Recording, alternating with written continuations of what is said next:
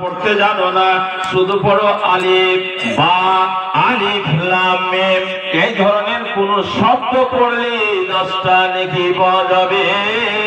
তাহলে কোরআন মাজিদ যখন শুনবে তখন তার ঈমান তাজা হয়ে যাবে। কোরআন শুনে ঈমান তাজা হয়? গান বাজনা শুনে ওদের অন্তর ভর্তি হয়। জি, অন্তর্ভুক্তি হয়। কিছুগুলা লোক আছে গাড়ি থেকে মোটরসাইকেল চালিয়ে আসবে 9টা 10টাতে ফটফট ফটফট ফটফট করে রাস্তায় গল্প করছে।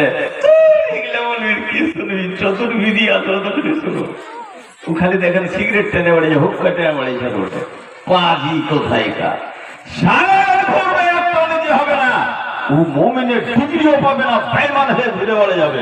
যে কটা লোক বসে আছেন সব ইনশাআল্লাহ আল্লাহ মুমিনের ডিগ্রি দিবে, আমি পারবো না দিতে। এই ডিগ্রির মালিক কে? আল্লাহ। তো কিছু কিছু মানুষ আছে যারা বুঝে না শরিয়ত, কোরআন হাদিস বুঝে না, শুনতে ভালো লাগে না। তো রাসূলুল্লাহ সাল্লাল্লাহু আলাইহি ওয়াসাল্লাম বলেছেন একটা হরফ পড়লে 10টা নেকি হবে। কোরআন যখন শুনবে ঈমান তাজা হয়ে যাবে। মুমিনের কি হয়ে যাবে? 2 নম্বর, ঈমান তাজা হয়ে যাবে। হযরত উমর রাদিয়াল্লাহু তাআলা আনহু একটা যোদ্ধা পুরুষ, বীর পুরুষ। কত যোদ্ধা ছিল? কাফির মুশরিক বেদিনেরা বলেছে ওমর কত বাহাদুর রে। বলে আমার বাহাদুরি দেখবি? বলে হ্যাঁ, কাচ্চা একটা গরুর খাল বা উটের খাল হযরত উমর বাহিনকার পাখানা দিয়ে চেপে ধরলেন দাঁড়িয়ে।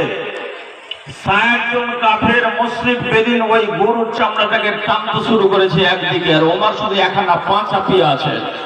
চামড়াটা ছিঁড়ে চলে গেছিল ওমরের পা থেকে, নিচের চামড়া ছিঁড়ে যায়নি। 60 জন লোক ছিল একদিকে, ওমর একাই একদিকে ছিলেন। আল্লাহু আকবার। ওমরের তেসে মাস একটু হিলাইতে পারেনি। এরকম যোদ্ধা পুরুষ ছিলেন। নবীকে মারতে যাওয়ার জন্য তালমান নিয়ে বের হয়ে গেছেন। রাস্তায় নেমে বলে একটা লোক দেখা হলো, ও বলে কি কোথায় যাবেন? বলে নবীকে শেষ করতে যাচ্ছি। পাগলা কোথায় কাজ, কিছু বুঝিস না তুই, এত বড় নেতা হয়ে। বলে কেন? বলে মোহাম্মদ যে দিন টাইমছে ইসলাম, ওই দিনটা তোর নিজের বহিন কবুল করে নিয়েছে, যা খবর লেগা তোর বহনও মুসলমান হয়ে গেছে। বলে তাই নাকি? বলে হ্যাঁ। চলে গেল বহিনের বাড়ি। বহিনের বাড়ি ফাতেমা, উমর কোরআন মাজিদের তেলাওয়াত করছে, কোরআন মাজিদ পড়ছে আঁকাবুক করে। তখন এরকম 30 পারা কোরআন এক জায়গায় জমা হয়নি, আলাদা আলাদা ছিল। গাদলার তলে ভরে দিয়ে থরথর করে কাঁপছে। কি হয়েছে ভাই, কি পড়ছিলি বল?